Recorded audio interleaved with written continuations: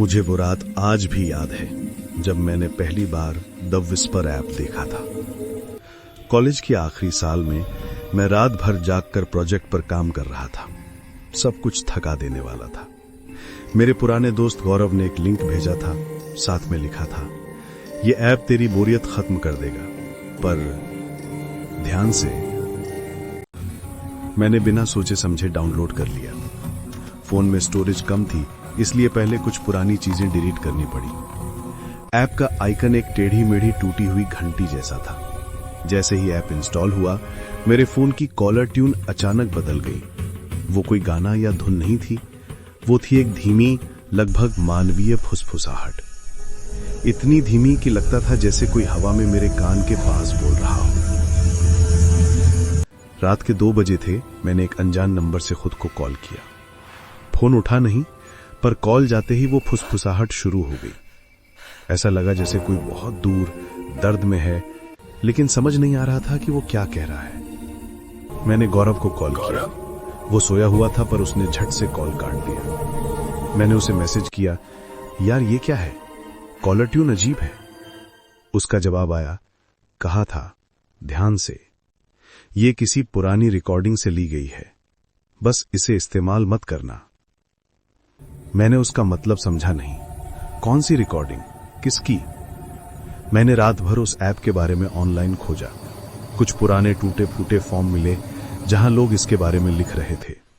एक यूजर ने लिखा था, ये आवाज दबे हुए लोगों की है, वो लोग जो मरना नहीं चाहते थे। मैंने हंसकर फोन रख दिया, ये सोचकर कि कितनी मूर्खतापूर्ण बात है। अगले दिन कॉलेज में मुझे एक लड़की मिली जिसका फोन खो गया था। वो परेशान थी। मैंने उसे शांत किया और अपने काम में लग गया। शाम को जब मैं घर लौटा तो मेरे फोन पर एक अनजान नंबर से कॉल आया। स्क्रीन पर कोई नाम नहीं था। मैंने फोन उठाया। सामने से कोई आवाज नहीं आई, पर मेरी कॉलर ट्यून वहां चल रही थी। यानी मेरी फुसफुसाहट वाली धुन अब कॉलर की तरफ से मुझे सुनाई दे रही थी। मैंने हेलो कहा, कोई जवाब नहीं, सिर्फ वो धीमी ठंडी फुसफुसाहट। मैंने कॉल काट दिया। कुछ देर बाद फिर उसी नंबर से कॉल आया। इस बार फुसफुसाहट थोड़ी ज्यादा तेज थी। ऐसा लगा जैसे वो व्यक्ति करीब आ गया हो। मैं डर गया। मैंने ऐप डिलीट करने की कोशिश की। अनइंस्टॉल बटन ग्रे था, डिलीट नहीं हो रहा था। तभी मुझे गौरव का मैसेज याद आया, बस इसे इस्तेमाल मत करना। मैं उस रात सो नहीं पाया। हर बार जब मेरा फोन वाइब्रेट होता, मेरी सांस रुक जाती। आधी रात को मेरा फोन फिर बजा। अनजान नंबर। कॉलर ट्यून की आवाज अब इतनी साफ थी कि मैं शब्दों को अलग अलग सुन सकता था। वो हिंदी भाषा नहीं थी, कोई पुरानी अजीब भाषा थी, लेकिन उसका दर्द स्पष्ट था। फुसफुसाहट में एक भयानक मांग थी। अगले दिन मैं गौरव के पास गया, उसे सारी बात बताई। उसने आंखें बड़ी करके मेरी तरफ देखा।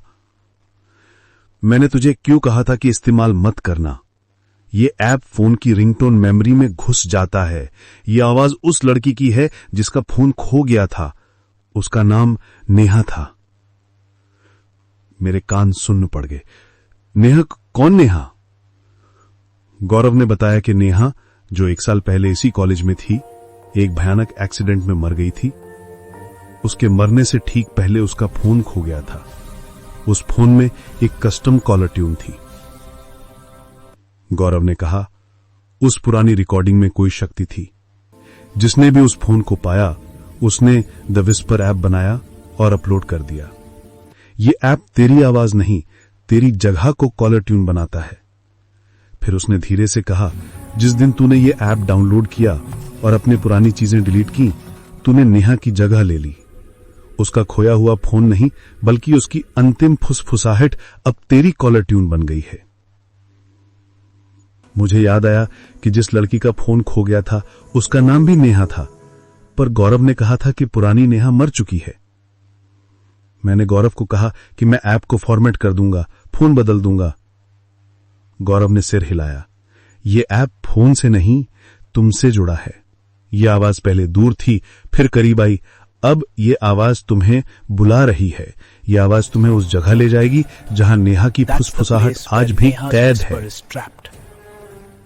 मैं भागा भागा घर आया, फोन को स्विच ऑफ कर दिया, सिम कार्ड निकाल दिया, बैटरी निकाल दी। 1 मिनट की शांति, मुझे लगा जीत गया। मैंने अपने लैपटॉप पर एक फिल्म लगाई और सोने की कोशिश करने लगा। तभी मुझे अपने कमरे के कोने से एक धीमी जानी पहचानी आवाज सुनाई दी। ये मेरे फोन की नहीं थी, ये हवा में एक धीमी ठंडी सांस की फुसफुसाहट थी। मैं बैठ गया, लैपटॉप की स्क्रीन पर ध्यान दिया। मुझे लगा कि मैंने फिल्म में यह आवाज सुनी होगी, पर जब मैंने पॉज बटन दबाया, आवाज रुकी नहीं, फुसफुसाहट तेज हो गई। वो फुसफुसाहट जो कल तक मेरे फोन में थी, अब मेरे कमरे में थी। ऐसा लगा जैसे कोई दीवार के उस पार खड़ा होकर मेरे नाम को पुकार रहा हो, धीरे, दर्द से। दरवाजा चरमराया।